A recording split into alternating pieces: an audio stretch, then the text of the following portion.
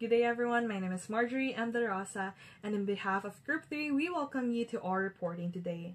So we will be reporting about global demography. So before we start, I would just like to ask a few questions that hopefully after our reporting, we would be able to answer. First is, do you know how many we are now in the world? Do you know the current population of the Philippines? Do you know what are the top 3 biggest countries in terms of population? And what are the implications of overpopulation? So these are the questions for today that hopefully after our discussion we would be able to answer. So here are the topics that we will be discussing. First is demographics. Next would be the birth rate, would be followed up by the mortality rate, life expectancy, fertility rate, median age, age of dependency ratio, immigrations versus emigration, theories of population growth and decline. These are the Malthusian theory and the demographic transition theory. Then, what are the implications of overpopulation? We will be presenting these with the advantage of overpopulation and the perils of overpopulation. So let us begin. So we will begin with demographics.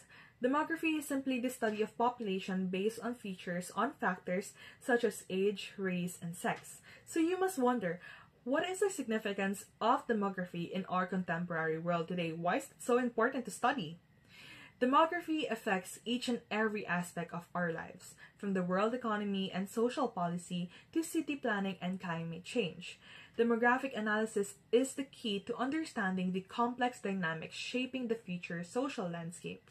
So for example, there is this study that sees that there is such a big increase in the birth rate. So meaning if there is this increase in birth rate and maybe a low or a decrease in mortality rate, it could mean that the population is growing. And knowing that in Earth, there are only limited resources, so there would be a problem in the future of limited resources as there are many more people who are consuming these resources. So with that, maybe we can do is plan a agricultural programs, or save up food, or maybe find any alternatives, right? So with this demographics, we are able to see problems and solve them or address them immediately. So ngayon, what is the impact of global demography in globalization? Demographic change can influence the underlying growth rate of the economy, structural productivity growth, living standards, saving rates, consumption, and investment. It can influence the long-run unemployment rate and equilibrium interest rate, housing market trends, and demands for financial assets. In addition, government and non-government organizations use demographics such as birth, income, and incidence of disease. So with these things, we can already see, for example, I'll give you an example. There is this investor, okay? There's this investor who wants to make a franchise outside his home country. Maybe they have a growing business and they want to franchise out. Now, let's say it's a housing business. They would see, for example, in the Philippines, they would see where they can build houses or where is the demand of houses. For example, if there is a city with more people in it or has a higher population and a city with lesser, where would you go? So they would see the demographic charts, because the more that the people are living in here, the more that there is the need for housing, right? Or for a home. So then that businessman or woman would pick this one, the one with the higher population, as there is this increase of need or demand for it. So that is how the global demography can affect the globalization.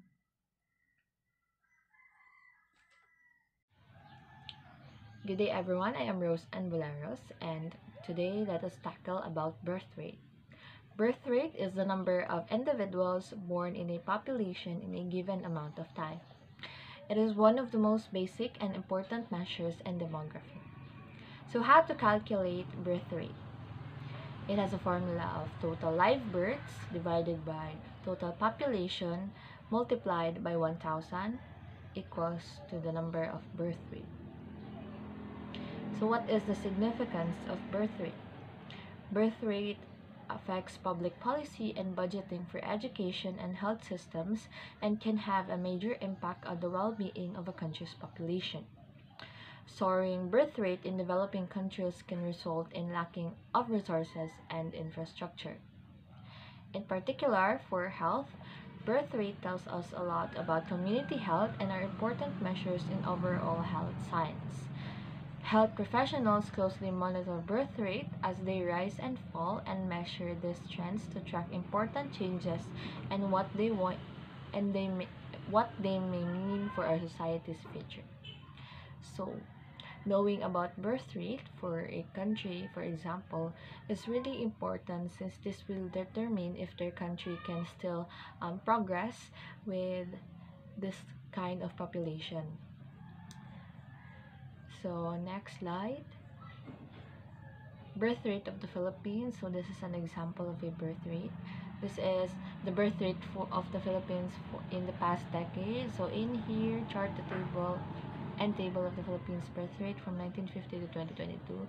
So the current birth rate for the Philippines in 2022 is 19.778 births per 1,000 people, a 1% decline from 2021, and so on. Next slide.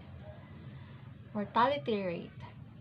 So mortality rate or death rate is the measure of the number of deaths in general or due to specific cause in a particular population, scaled to the size of that population per unit of time. So it is used for So how to calculate death rate? It has a formula of total deaths divided by total population multiplied by 1,000. And what is the significance of mortality rate? The importance of mortality rate or mortality statistics derives both from the significance of death in an individual's life as well as their potential to improve the public's health when used to systematically assess and monitor the health status for a whole country community. For example, during the first year of COVID-19, we always hear the word mortality rate in the TV or how many people suffered death because of COVID-19. This is to help them track if the COVID or if the virus has already been killing a lot of people or worsened through knowing the deaths of people. So it is also used for formulating health plans and to improve the quality of life. So, diba, they have used mortality rate during the COVID-19 pandemics. The first year of COVID-19, they have used mortality rate to measure or to know how many people have been dead because of COVID-19, and with that or with this data they were able to formulate new policies or new rules like social distancing, the using of face shield and face masks. Okay, next slide. The Philippines death rate in the past decade. So as you can see in here, so this is the example of a death rate. So, good day everyone. I am Crystal Joyce R. Aguirre from BSN1B. So, today I'm going to report the life expectancy.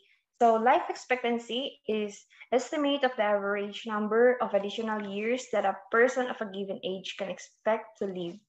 So, by definition, life expectancy is based on an estimate of the average age that members of a particular population group will be when they die, and also how to calculate. So QX is equals to MX over open parenthesis BX plus open parenthesis MX over 2 close parenthesis. So now what is the significance of life expectancy? So, life expectancy reflects local conditions in less developed countries.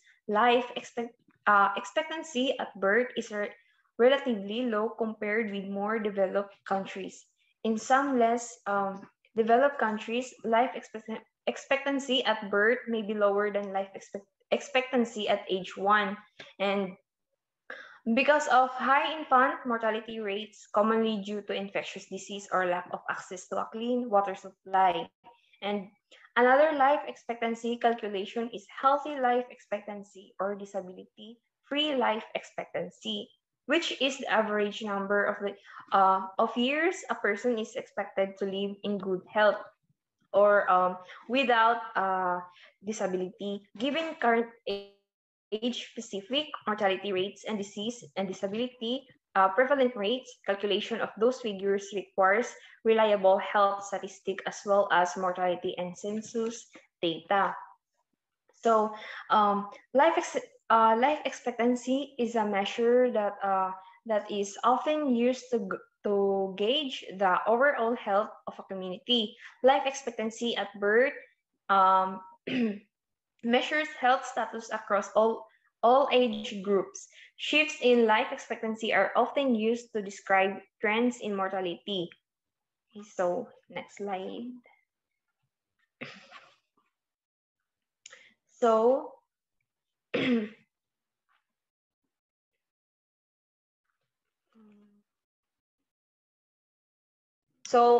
wait lang.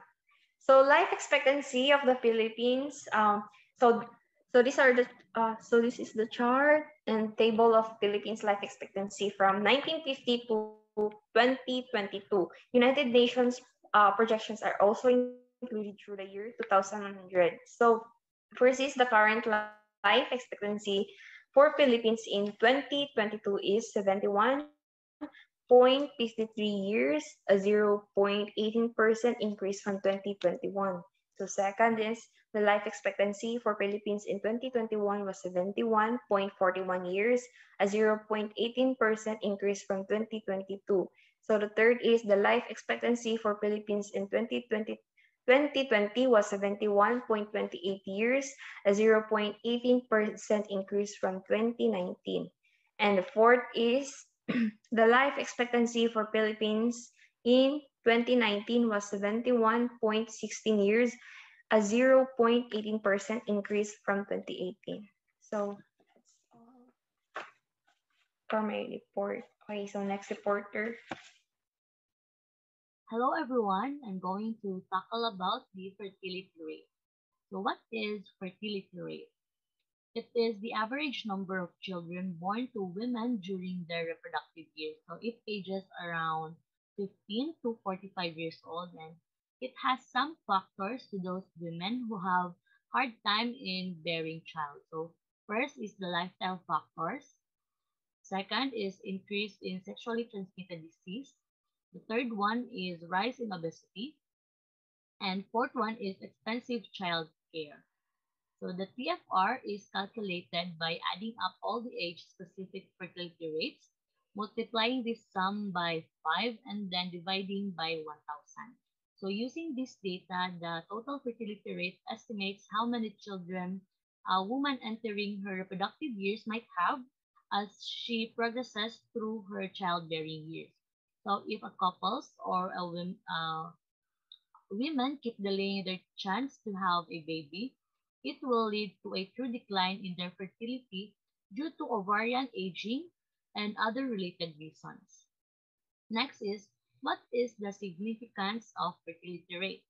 So knowing the TFR along with the mortality and migration projections, it helps us estimate how a population might grow, shrink, or stabilize over time. So the data on the total fertility rate can also help predict other demographic shifts, such as future age distributions with a population. So tracking fertility rates allows for more efficient and beneficial planning and resources allocation within a particular region. So if a country experiences unusually high sustained fertility rate, It may need to build additional schools or expand access to affordable child care. Next is we have here the fertility rate of the Philippines in the past decade. So the current fertility rate of Philippines in 2022, it is 2.479 births per woman, and it is 1% decline from 2021. In the year 2019, the fertility rate was 2.555 births per woman with 0.97% decline from year 2018. So if the TFR is greater than 2.1, the population in a given area will increase.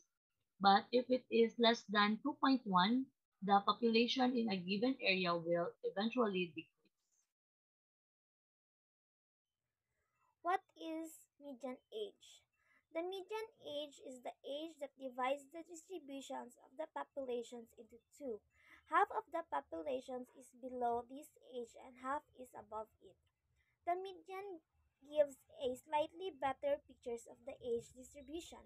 For instance, when the median is 35, you know what the half is the population is older than 35, and some things about birth rates, parents' ages, and so on can be inferred.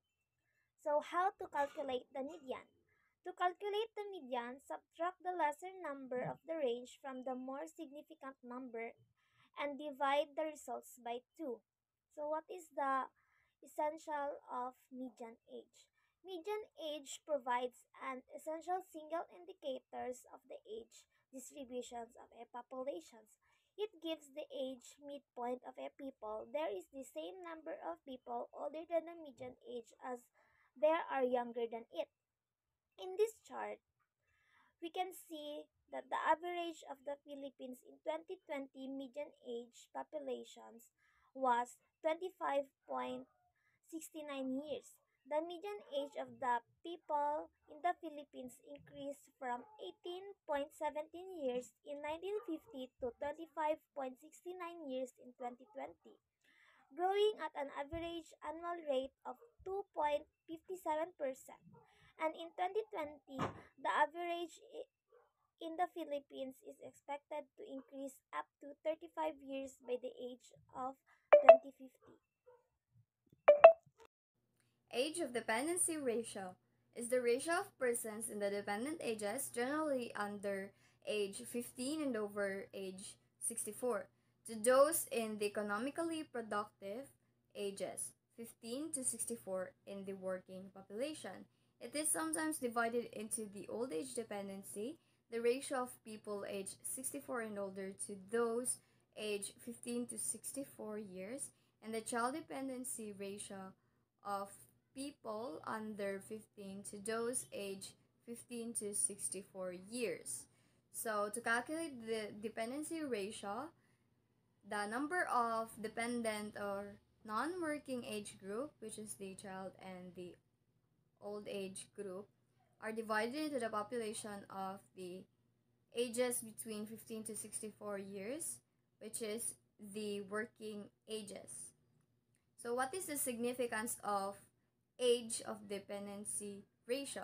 The dependency ratio is important because it shows the ratio of economically inactive compared to economically active. Economically active will pay much more income tax, corporation tax, and to a lesser extent, more sales and VAT taxes. Therefore, a lower ratio could allow for better pensions and better healthcare for citizens. A higher ratio indicates more financial stress on working people and possible political instability. Rise in dependency ratio will negatively impact the future growth, savings, consumption, taxation, and pension, and may also require social adjustments. However, low ratio will allow the working age to sufficiently support the dependent ages. Age of dependency ratio of the Philippines. It was reported at 55.17% in 2020, according to the World Bank collection of development indicators compiled from officially recognized sources. So, the data shown is a proportion of dependents per 100 working age population. As we can see in 2010, there is a high rise of age ratio.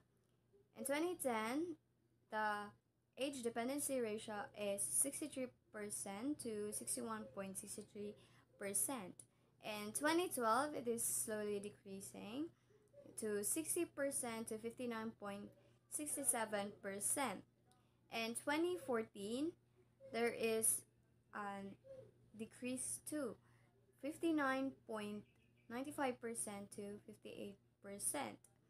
In 2016, it is also decreasing to 57%. In 2018, 56.74%.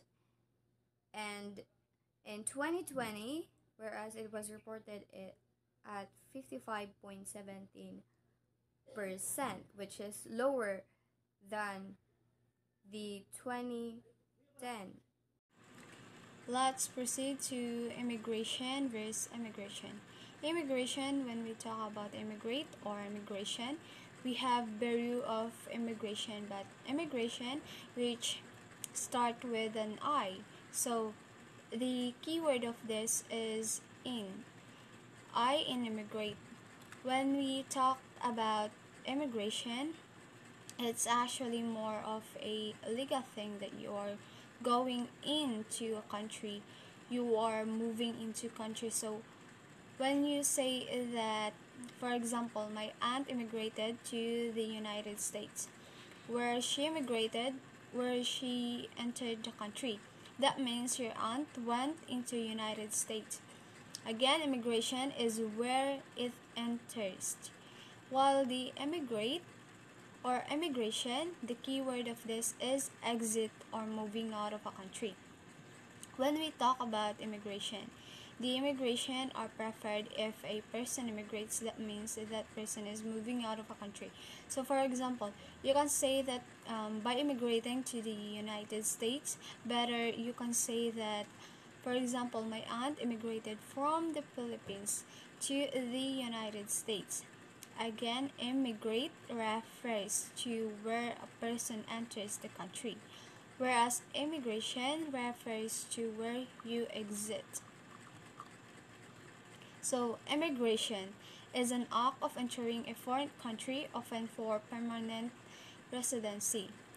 It is also entering a foreign country, movement into a different country. An immigrant is a person who was immigrated, moved to another country, usually for permanent residence. Note the past tense in the definition.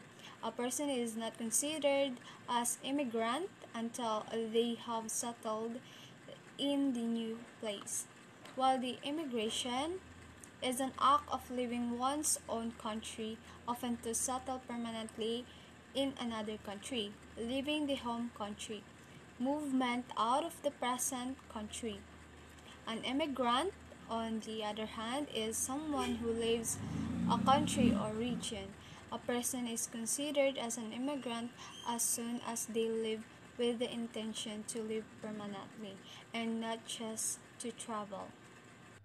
So up next, we will be discussing about theories of population growth and decline. These are the Malthusian theory and the demographic transition theory. Okay, so hi, my name is Jamil, and I'm going to discuss about the Malthusian theory. The Malthusian theory is made by Thomas Robert Malthus. That's why it's called Malthusian, from the word, from the last name of Thomas, Malthus, and then the theory, Malthusian theory. So let me cut to the chase that Malthusian theory is all about understanding the population growth as well as the resources, its correlation, because Malthusian sees this as a great impact. I mean, they are having great impact on each other. For example, here, if every member of family tree reproduces the family tree reproduces. The tree will continue to grow with each generation. On the other hand, food production increases arithmetically, so it only increases at given points in time. So malnutrition stated that uh, when it comes to population growth, we barely notices it. We barely notice it. It is because that we are continuously reproducing, and little that we know that the population is increasing in a rapid state, while the resources is not. So the meaning of this is population growth can increase in a rapid state while the resources are not. So the resources will not going to catch up in the near future, perhaps in the 20 in the next 20 years, in the next 50 years, we really don't know. And based on these malnutrition predictions, that the people would become really hungry, and that's because of the lack in resources. And in understanding the malnutrition theory, we could also relate that it would always target the governance of the country. If the country has a bad governance, perhaps they would be the first one to experience the malnutrition predicted outcomes. That's what we call the malnutrition predicted outcomes. In malnutrition predicted outcomes, of course, people would experience scarcity in food, scarcity in supplies, um, uh, dissatisfaction, as well as they cannot fulfill their psychological and physiological needs. And that's what in malnutrition theory, that's what it's all about. Understanding the population growth and the correlation of the, what do we call this, the resources, because in the next 20 years, we don't know what will going to happen. For example, the lower class people would firstly experience it because of the economic failure or economic uh, decrease of economic growth. There's no growth at all when it comes to economic failure or economic crisis. That's what they call. That's why we have the graph here. It says that here the population has really would increase in a rapid state of time. Increasing rapidly, exponentially, if I'm correct. So as we can see here, the resources and the point of crisis here. So that's where the population and resources um, would part ways. It's like forming an X, because the population would increase in a short time, while the resources would take really much time to get in that level of population. So while the population is increasing in a rapid state of time, the resources is not. It is because um, uh, there are a lot of factors, perhaps the governance of the country, perhaps the connection or the relationship to the other country as well. Because if the population increased really well in the next 20 years or perhaps 40 years, of course there would be economic crisis, war, and a lot of global impact would happen to each country. And for the first poor country with such a bad governance would be the first to experience this, what we call malnutrition predicted outcome. And what is the importance of malnutrition theory? For me, as I've studied this theory, it is quite alarming, and it is a um, reminder for us, rather. It is a reminder for us that we should also implement and strengthen the healthcare system, for example, the knowledge in sex education, and apply implementing contraceptives in each family, teaching or improving the, as I said, strengthening the healthcare system through health education, giving them free access to health education, sex education, and family planning as well, because that would somehow alter and change could be a drastic change in the population growth. And in terms of resources, it would mainly focus on the government, because it would base on how would they drive and improve the economic factors in different fields, or um, what do we call this, sectors, the agricultural sector, healthcare sector, educational sector, and a lot of sectors that exist in that certain country. And that is all about, to sum up, the malnutrition theory is all about understanding the correlation of population growth as well as the resources. It mainly focuses on that because population growth um, increases in a rapid state of time, while the resources cannot catch up into that certain time, because time here is a relevant thing when it comes to malnutrition theory. So yeah, the malnutrition theory predicts that such tremendous crisis would happen in, such tremendous crisis would happen globally if this malnutrition theory predicted rightfully the things that would happen in the next 50 years, let's say 40 years. Yes. And that's it for my part. Thank you.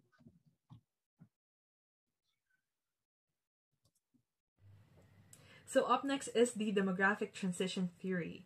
So the demographic transition is a model that describes population change over time. It is based on the interpretation began in 1929 by the American demographer Warren Thompson of the observed changes or transitions in birth and death rates in industrialized societies over the past 200 years or so. So the demographic transition model, or also known as the DTM, is based on the historical population trends of two demographic characteristics. These are the birth rate and the death rate, to suggest that a country's total population growth rate cycles through stages as the country develops economically.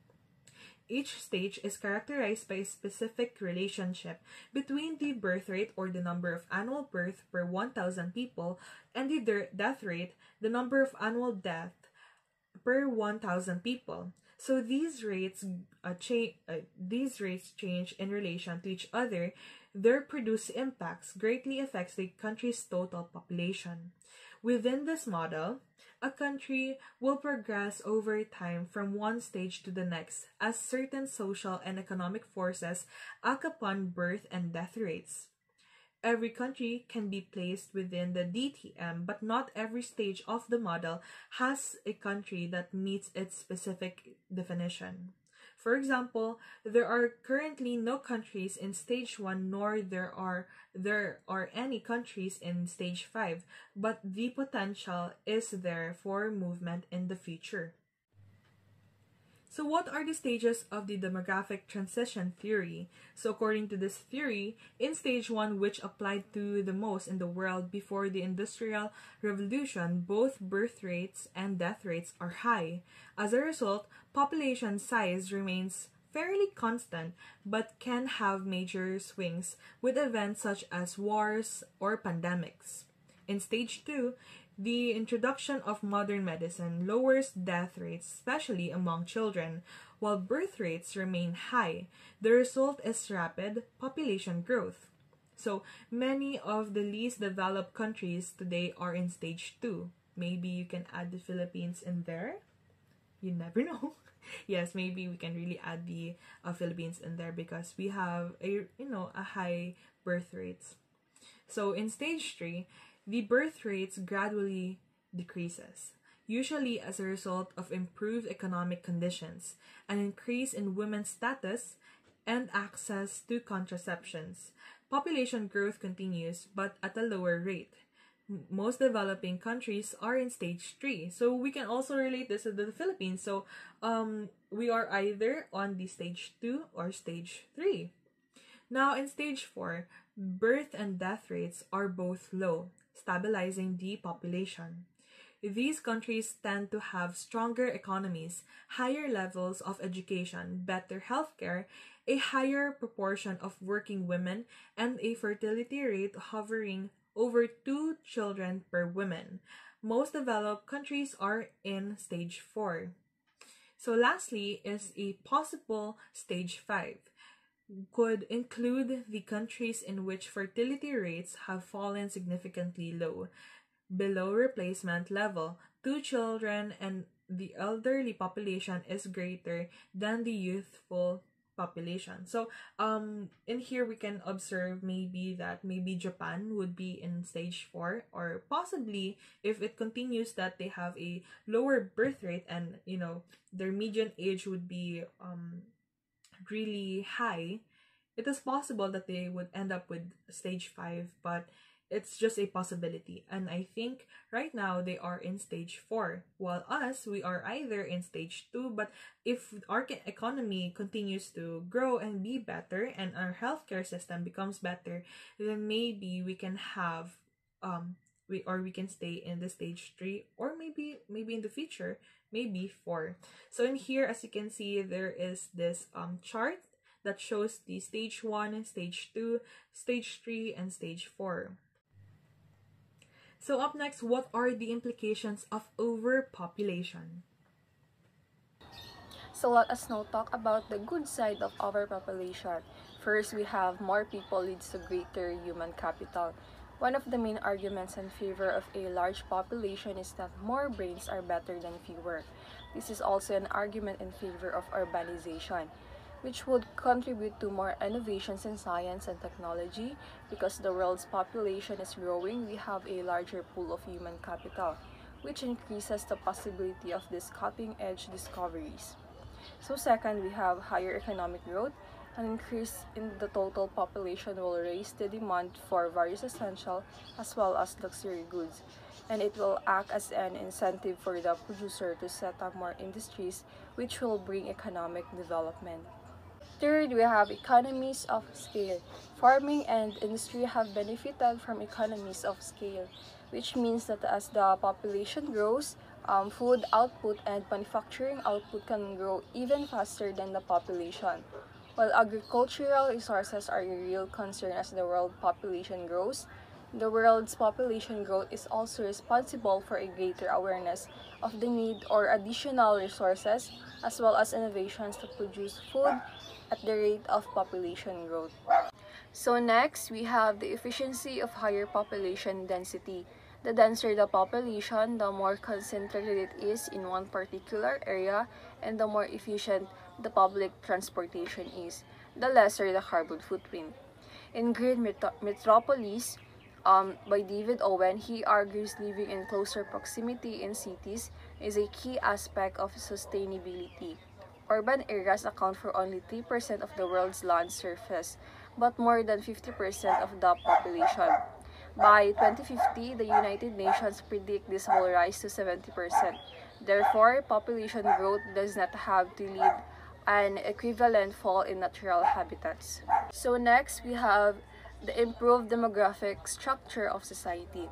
As the population ages, fewer people of working age enter the labor force, and as a result, there is a shortage of qualified workers, making it more difficult for the businessmen as well as their businesses to fill in demand positions. When an economy is unable to fill in demand occupations, it suffers from lower productivity, higher labor costs, delayed business expansion. Therefore, moderate population growth helps to rebalance the population with a higher share of young, working people.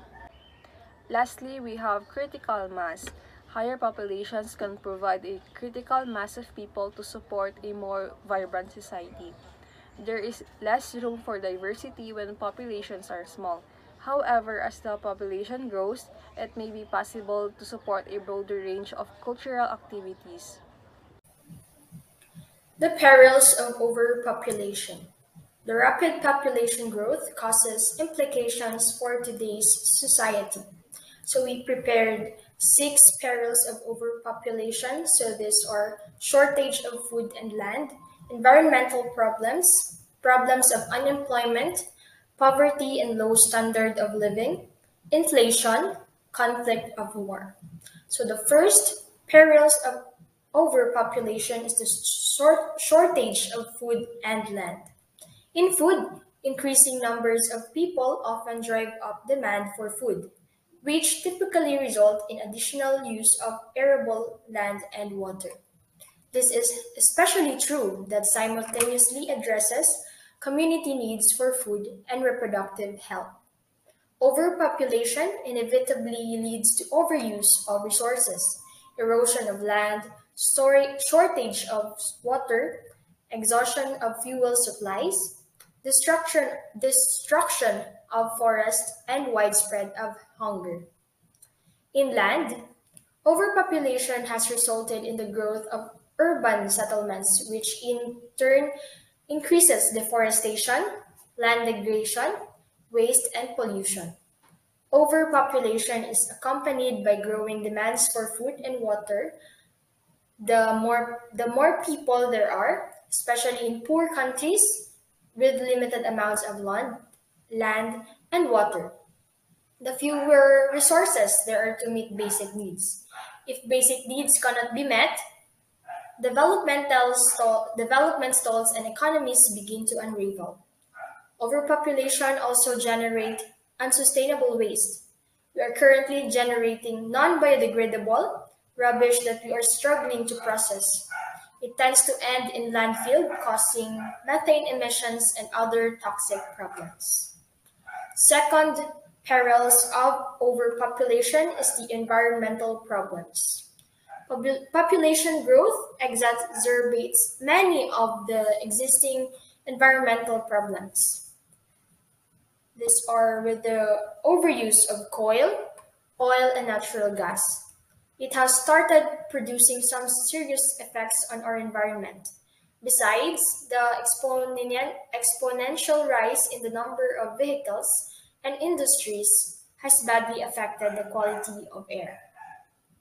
There will be greater threat on natural habitats, as a greater population has a greater demand for housing and farmland.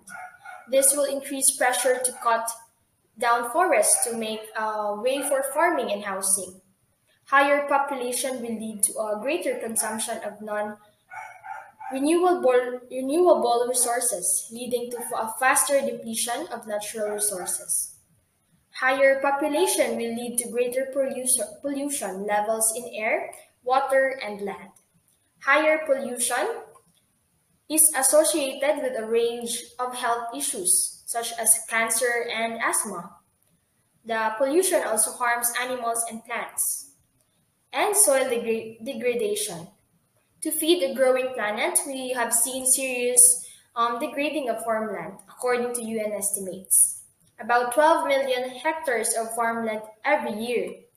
And this due to factors such as overgrazing, use of chemicals, climate change, and use of chemicals. So the third perils of the overpopulation is the problems of unemployment. When a country becomes overpopulated, it gives rise to unemployment as there gives are fewer jobs to support a larger number of people. The rise in unemployment gives rise to crime, such as theft, as people want to feed their families and provide them basic amenities of life. The problem of employment was the extent to which a nation's labor supply was not matched by labor demand or job opportunities.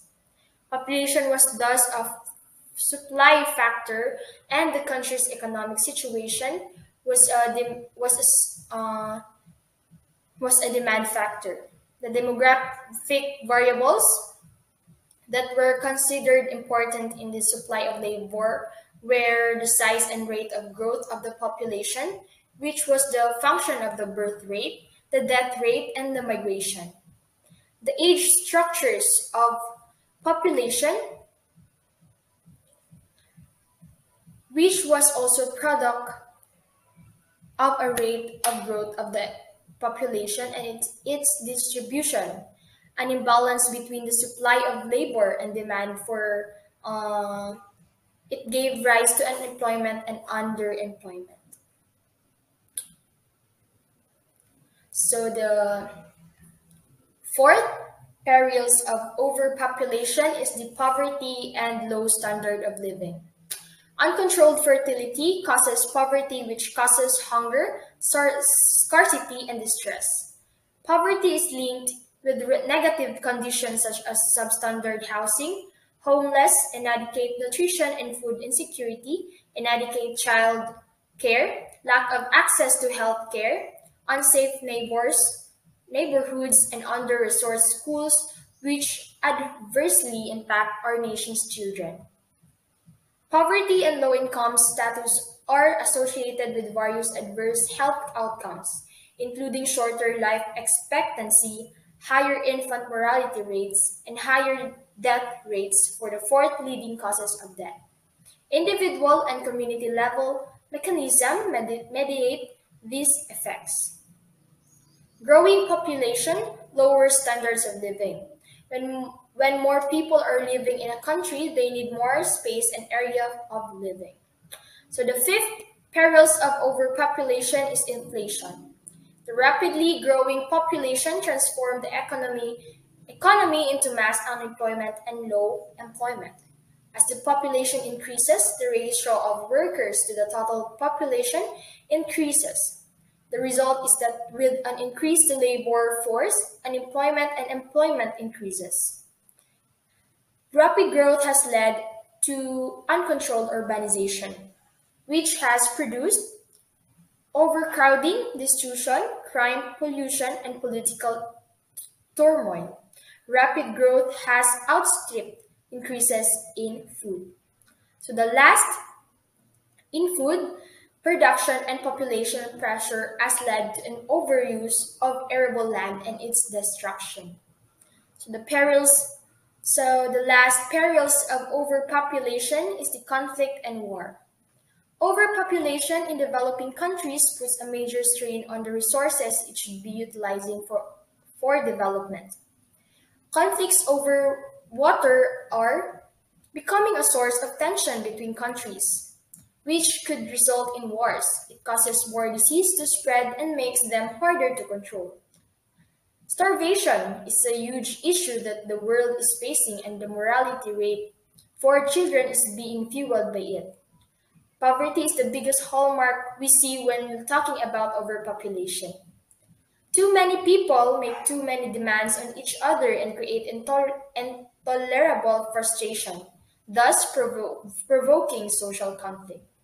And all of this will only become worse if solutions are not sought out of the factors affecting our population. We can no longer prevent, but if there are always ways to control it. So, as we end our reporting today, I would just like to highlight again the importance of global demography in our world today. Demographic analysis is again the key to understanding the complex dynamics shaping the future social landscapes. So, with the global demography, we are able to see these rates and observe whether these can cause problems or worsen the current issues we have now. And then, once we know this, we can take actions to prevent or avoid the upcoming problems these may bring, or lessen the damage or even solve these problems like climate change or problems in healthcare. As a result, we are able to live in a better world. So that would be all. And again, we are the Group 3. Thank you for listening.